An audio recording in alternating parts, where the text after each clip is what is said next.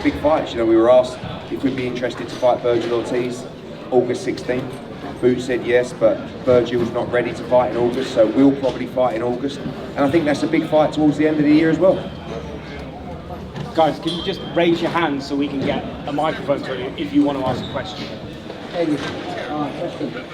How soon could we this fight Motojon versus Inoue? Yeah, I'll tell you something. Inoue against MJ is one of the best fights in boxing. And I have to respect Inoue for taking it because the people around him didn't want to take that fight. And I kind of feel like I goaded them enough to take it. And I'm very pleased they took it because I see it as a 50-50 fight. Two best fighters in the division, the best fight in the division. And we're looking forward to being in Japan in September for that fight. Johnny Boy Boxing at 500 players. That was spectacular performance by Hitchins with Hitchins. You called out everything. Yeah, I think that, you know,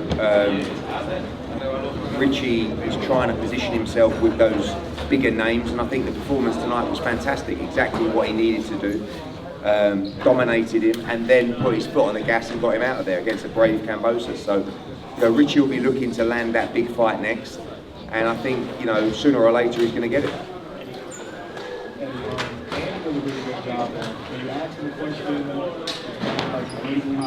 But if a fight Murataya does happen, how do you see it going down? I think Murataya is a great fighter. You know, he's trained by Robert Garcia, who's for me one of the best trainers in the world. But I think Andy's very special, and I think we'll see him keep on improving against the levels of opposition. And you know, sometimes he's fighting not necessarily within his style, he's fighting to make it exciting. And when the better opposition arrives and someone that's more aggressive like Murataya, I really feel like you're going to see the best of Andy Cruz. Don't forget, he's just had 6 fights in the professional code. So I see him as a heavy favourite to beat Murataya, but I think he's a very good fighter. Do you favour him over a guy like Javante Davis? Look, you know, all these guys are tremendous fighters. I think Javante Davis is a great fighter, but he loses, in my opinion, he loses a lot of rounds.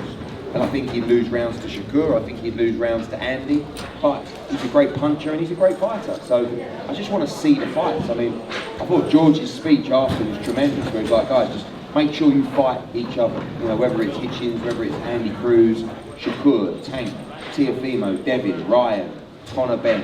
You know, all of these guys, there's so many great young fighters coming through. Hopefully they all get in the ring together. Eddie, Jay was brought back to the official. So with Richardson in the ring with Tito, we did see that it looked like that they were getting along.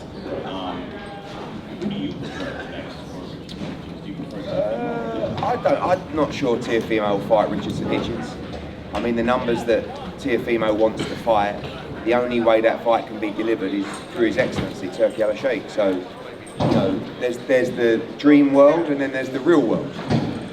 We're very aware of the real world and what that looks like, and then sometimes you get an unbelievable opportunity to fight on a Riyadh season card or a Ring Magazine card, and that's when His Excellency's making the fights that commercially probably couldn't happen without him, and that's a great example.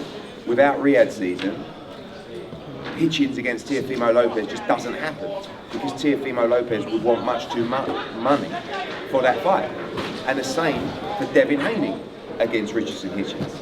So the commercial reality is very different to the Riyadh season reality.